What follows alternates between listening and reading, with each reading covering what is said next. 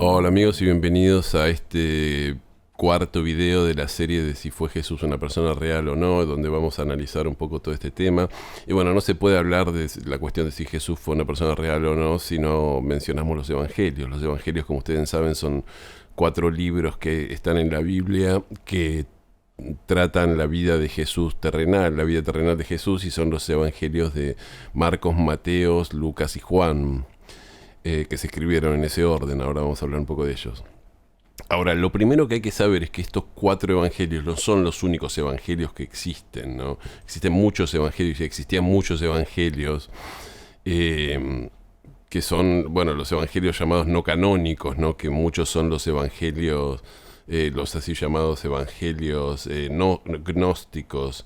Yo le pedí en internet que me diera una lista de los evangelios no canónicos, y hay un montón. Está el evangelio de Tomás, el evangelio de María Magdalena, el evangelio de Felipe, el evangelio de la verdad, el evangelio de Judas. Después hay evangelios judíos cristianos como el evangelio de los hebreos, el evangelio de los nazarenos, el evangelio de los ebionitas, el evangelio de la infancia de Tomás. Bueno, hay docenas de evangelios. Pero bueno, los 4 evangelios canónicos, justamente se llaman canónicos porque forman parte del canon de la iglesia. Yo no sé cuánta gente sabe de esto, pero en un momento el cristianismo empezó como una religión, digamos, obviamente que no era la religión oficial de nadie, que era una religión diferente, y fue el emperador romano Constantino, Constantino el Grande lo llaman algunos, que se convirtió al cristianismo en el año 337, cuando estaba por morir, ¿no? Entonces él había dictado el edicto de Milán, donde se dejaba de perseguir a los cristianos y se les daba libertad de culto. Y bueno, después termina adoptando la religión cristiana. Entonces, por lo tanto, la religión oficial romana, la curia romana, se convierte al cristianismo. Entonces, lo que eran los sacerdotes de Júpiter y de todo ese tipo de dioses romanos, de repente pasan a ser sacerdotes de Jesús, ¿no? Y lo primero que hacen es, en el año 325, llamar al concilio de Nicea, que bueno, que tiene que, digamos, había muchísimos cristianismos y muchísimas maneras, no había una doctrina, porque había un montón de sectas cristianas todas discutiendo uno con otro. Esto se ve en las cartas de Pablo, ¿no? Que Pablo está todo el tiempo diciendo: no les crean los que digan tal cosa, porque el verdadero Jesús es tal otro, ellos predican otro Jesús, ¿no? Está todo el tiempo esta discusión entre cuál era la doctrina verdadera, ¿no? Entonces, en el concilio de Nicea, digamos, cuando el Estado de Roma toma cartas en el asunto, dice: bueno, esto tenemos que ordenarlo, no puede ser que haya 800 cristianismos. Justamente la idea de adoptar el cristianismo era unificar de alguna manera la fe de las personas y hacer que el imperio, es decir, beneficiar al imperio, ir a la unidad del imperio, y para esto había que unificar el cristianismo. Entonces dicen: bueno, estos libros son los libros cristianos y estas ideas son las ideas oficiales, y estas ideas son ideas que se descartan, ¿no? Y fíjense que todo esto tiene que ver con el poder, ¿no? No tiene que ver con la búsqueda honesta de la verdad espiritual, ¿no? Es decir, esto tenía que ver con qué le conviene al Estado de Roma, no qué verdad o qué secta cristiana está más cerca de la realidad espiritual. Eso no le importaba a nadie.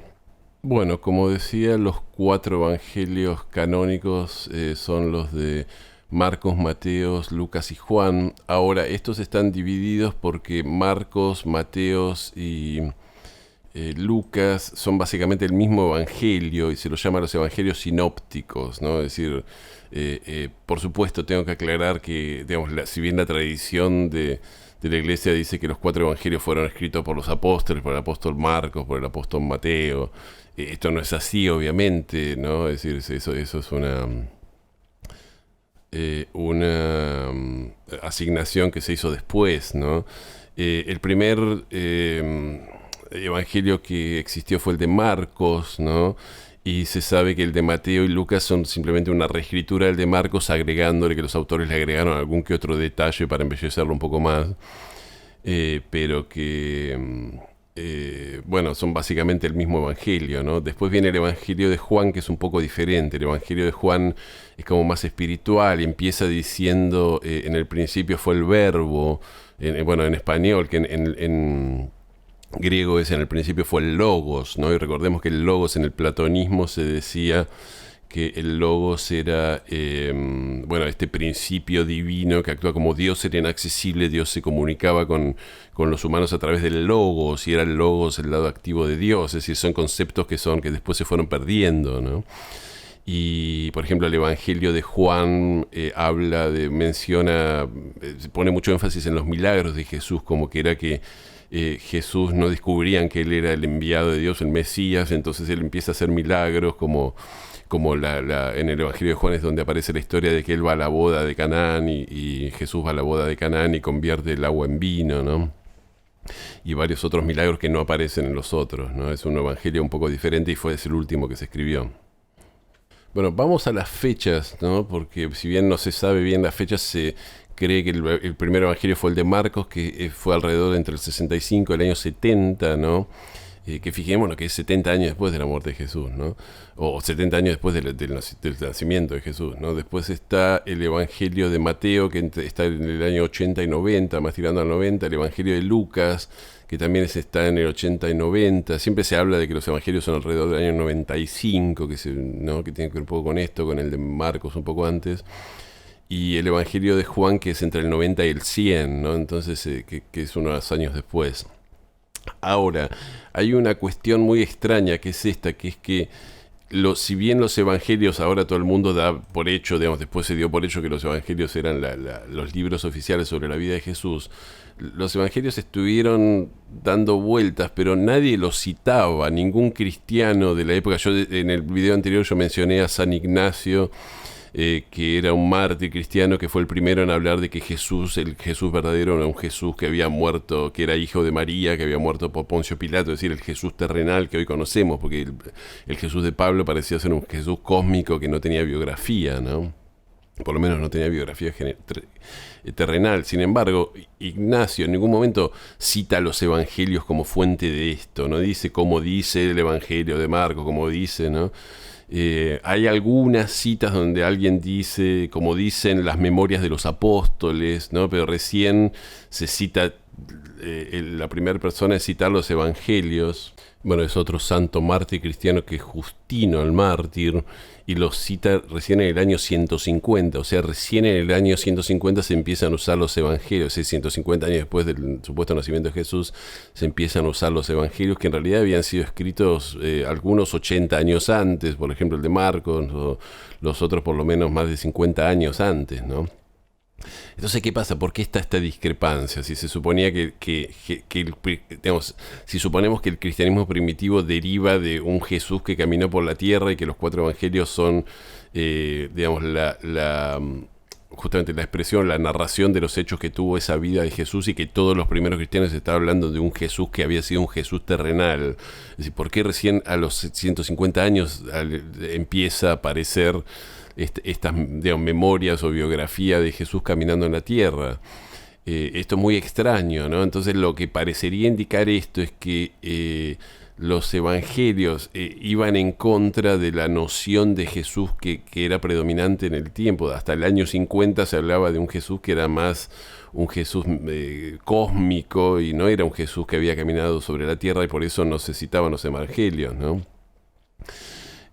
O que había otras tradiciones. Después aparece la idea del Jesús que había caminado por la tierra, pero no aparece, todo da a entender que estos evangelios no eran demasiado conocidos dentro del cristianismo, que eran parte, es decir, lo que más parece era que eran parte de una enseñanza secreta de una de las sectas cristianas que la usaba internamente, y recién muchos años después aparecen como documentos más extendidos, ¿no? Bueno, vamos a ver unas hipótesis más interesantes, ¿no? Que es el documento Q. Es decir, aparentemente los evangelios están basados en otro escrito que ya andaba dando vueltas, es un documento que lo llaman Q, o la fuente Q. La palabra Q viene de la palabra alemana Quelle, o Quelle, no sé cómo se pronuncia, que significa fuente, ¿no? Que es un documento fuente. Y ese documento fuente parecía ser un documento que era un documento de sabiduría, donde de alguna manera se daban consejos para vivir, ¿no? Y de ahí salen un poco las parábolas de Jesús, el sermón de la montaña, toda la admonición de Jesús de que hay que, ama a tu prójimo, da la otra mejilla. Ahora, la fuente original de este documento Q, o lo que vamos a ver acá Q1, ¿no? Es parece ser una filosofía griega que se llamaba el cinismo. Los cínicos eran unos filósofos griegos que decían que había que vivir conforme a la naturaleza, había que rechazar las convenciones sociales y vivir de acuerdo a las necesidades básicas, había que tener autosuficiencia, depender lo menos posible de los demás o de las posesiones materiales, rechazaban lo mundano, lo material, la austeridad, adoptar un estilo de vida sencillo, libre de lujos, se criticaba las normas sociales, la hipocresía de las instituciones y los valores establecidos. Y el cínico más conocido era Diógenes de Sinope, o Diógenes, ¿no? Que vivía en la extrema pobreza, se dice que vivía desnudo. Él es conocido porque salía con una lámpara en pleno día diciendo: estoy buscando un hombre honesto, ¿no? Hay una historia de Diógenes muy famosa, donde supuestamente Alejandro Magno lo va a ver y le dice: hay algo que yo pueda hacer por ti. Alejandro Magno era el hombre más poderoso del momento, ¿no? Y Diógenes le dice: sí, correte y no me tapes el sol, ¿no? Como una manera de decir: yo no necesito nada del poder político. Probablemente sea obviamente una metáfora, porque Alejandro Magno seguramente le hubiera cortado la cabeza si le hablaban así. Entonces lo que se dice es que todos los dichos de Jesús en realidad ya estaban dando vueltas en un documento que hablaba un poco de un poco de esta filosofía, de las bases de la filosofía cínica. De hecho, hay un estudioso de la Biblia, un historiador que se llama Burton Mack, que dijo que Jesús era un sabio del estilo cínico y que prácticamente no hay conexión entre las ideas de Jesús y las ideas de Judea de su tiempo, ¿no? Es decir, es como que él era un pensador griego, ¿no? Y esto tendría sentido si simplemente el que escribió el Evangelio de Marcos haya tomado literalmente una enseñanza cínica y se la dijo, bueno, que todo esto en realidad lo dijo Jesús, ¿no? Ahora, parece haber otra fuente, otro documento Q, que es el documento Q2, ese sería el de los cínicos, sería el Q1, que el documento Q2 es mucho más mala onda, es mucho más agresivo, porque lo escribió alguien que estaba totalmente enojado con los fariseos y con el culto de Israel, ¿no? Y entonces era alguien que hablaba en contra de los fariseos, del templo, estaba muy enojado, y decía que iba a llegar el apocalipsis y que iba a llegar el Hijo del Hombre, ¿no? Entonces acá tenemos toda una segunda parte, que es un segundo Jesús, al cual, en lugar de ser el Jesús de la paz y el amor, ¿no?, es el Jesús que está enojado. Entonces el Jesús que condena a los fariseos, ¿no?, y que entra en el templo y dice: no puede ser que comercian en la casa de mi padre, y echa a los mercaderes del templo. A esta segunda fuente Q, a este documento Q2, pertenece una famosa escena de la Biblia que aparece en todos los evangelios, que es cuando Jesús maldice a la higuera, ¿no? Jesús no era temporada de higos, entonces Jesús tenía hambre, pasa cerca de una higuera y dice: voy a buscar higos en esta higuera, y obviamente la higuera no tenía higos porque no era temporada de higos, ¿no? Entonces Jesús maldice a la higuera y le dice: maldita planta que no broten más frutos de ti, una cosa así, y al día siguiente la higuera está seca, ¿no? Entonces, eso después obviamente se dijo: no, en realidad esto era una parábola que tiene que ver con Israel, o tiene que ver con aquellos que no tienen substancia, pero en realidad estamos hablando de un Jesús totalmente mala onda, un Jesús irascible, ¿no?, agresivo, que era como impulsivo, como diciendo: no podía, maldice a una higuera porque no le da higos en la temporada donde no había higos, ¿no? Es decir, un tipo totalmente fuera de sí, que no tiene nada que ver con el Jesús de da la otra mejilla y eso, ¿no? ¿Y por qué se da esto? ¿Por qué están los dos Jesús? Bueno, aparentemente porque el que escribió Marcos agarró dos documentos y dijo: bueno, todas estas ideas vamos a adjudicárselas a un tal Jesús. Entonces metió, hizo una bolsa de gatos y metió ahí todas las enseñanzas que estaban dando vuelta en su tiempo, ¿no?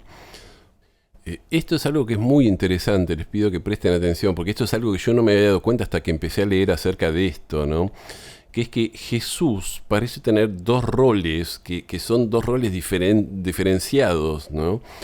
Por un lado es un maestro que vino a enseñarnos cómo vivir, ¿no? Esto es un poco lo que dicen Yogananda y Osho, es decir, fue como un avatar, un hombre iluminado que vino a enseñarnos el camino de cómo hay que vivir, ¿no? Por eso da el Sermón del Monte, Jesús da consejos, ¿no?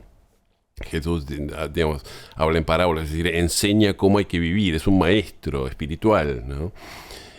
Ahora, para el cristianismo primitivo de Pablo, Jesús no era un maestro espiritual, Jesús era un redentor, era el salvador. Es decir, todo lo que dice Pablo en sus cartas es, nosotros vamos a vencer a la muerte gracias a que Jesús fue crucificado, no se sabe si en la tierra o en el cielo, y eso nos da la vida eterna. Es decir, Jesús es el Salvador, es la garantía de la vida eterna. Es más, y en Pablo, y esto ya lo vimos, yo hice videos acerca de Pablo y eso, no es relevante la enseñanza de Jesús. Es más, parece no haber ninguna enseñanza de Jesús porque la doctrina, los primeros cristianos la sacan del Viejo Testamento, ¿no? Todos los ejemplos que dan son del Viejo Testamento. Entonces, esto es muy interesante. Parece haber que en la antigüedad estaban dando vuelta dos ideas de Jesús. Una era esta idea de Jesús, el que por su sacrificio, por haber sido crucificado, que nos garantizaba la vida eterna a todos, o por lo menos a aquellos que lo aceptaran como su Salvador y se unieran a la secta cristiana. Y por otro lado, estaba esta idea de que Jesús en realidad era un maestro que hablaba sabiduría y que daba consejos de cómo vivir, ¿no? Y qué cosas hacer, ¿no? Después se puede decir que hay un tercer Jesús, que es el Jesús milagroso, el Jesús mágico, que que hace los milagros, convierte el agua en vino, sana a los enfermos, le devuelve la vida a los ciegos, resucita a Lázaro, ¿no? Que bueno, ya que estamos, si va a resucitar, vamos a hacer que haga milagros, ¿no? Pero esto es muy interesante porque el Evangelio, aparentemente, una de las cosas que hizo el escritor de Marcos fue tomó los dos diferentes Jesús que andaban dando vuelta, que era el Jesús que enseñaba cosas, ¿no? Y el Jesús que había muerto para que todos podamos resucitar, que es el Jesús Salvador, y los unió en una sola persona y en una sola biografía. Eso sería un poco el trabajo que se tomó para hacer la persona de Marcos, la persona que escribió el Evangelio de Marcos, es tomar, ya digo, todos estos diferentes aspectos de Jesús y unificarlos todos en una biografía. Así que bueno, amigos, esto es más o menos lo que me pareció interesante para decir acerca de los evangelios de Jesús. Como decía, para hacer un breve resumen, los evangelios se escriben entre el año 70 y el año 100, pero recién empiezan a ser citados por los cristianos alrededor del año 150, lo cual es muy sospechoso, ¿no? Y es a partir un poco de esa fecha que se empieza a unificar la idea de que Jesús había caminado por la tierra, que era el Jesús de Nazaret, que había sido crucificado por Poncio Pilatos y que había sido hijo de María, ¿no? Y que se le da una biografía a Jesús. Es decir, el Jesús de Pablo parece ser un Jesús que no tiene una biografía, que es un Jesús cósmico y que como vimos, se comunicaba con los seres humanos apareciendo a través de visiones, ¿no? Entonces acá tenemos un poco la idea recién la idea del Jesús que vamos conociendo nosotros no es el origen del cristianismo, sino que surge como un paso relativamente más avanzado, cuando el cristianismo ya estaba instaurado, ¿no? Y esto es probable porque el cristianismo empieza como uno de los, de las así llamadas cultos de salvación o cultos de los misterios, ¿no? Que ya vimos en los otros videos. Así que bueno, amigos, vamos a parar acá y en el próximo video no se lo pierdan porque es muy interesante, vamos a hablar de un poco de por qué crear un Jesús terrenal. Había una serie de razones por las cuales convenía crear un Jesús terrenal en contra de un Jesús cósmico que se comunicaba a través de visiones, ¿no? Así que bueno, amigos, les agradezco que me hayan acompañado hasta acá. Les pido que si les gustó me den un me gusta, un like, y si les interesa mi contenido se suscriban a mi canal y toquen la campanita. Y bueno, nos vemos en el próximo video. Muchísimas gracias.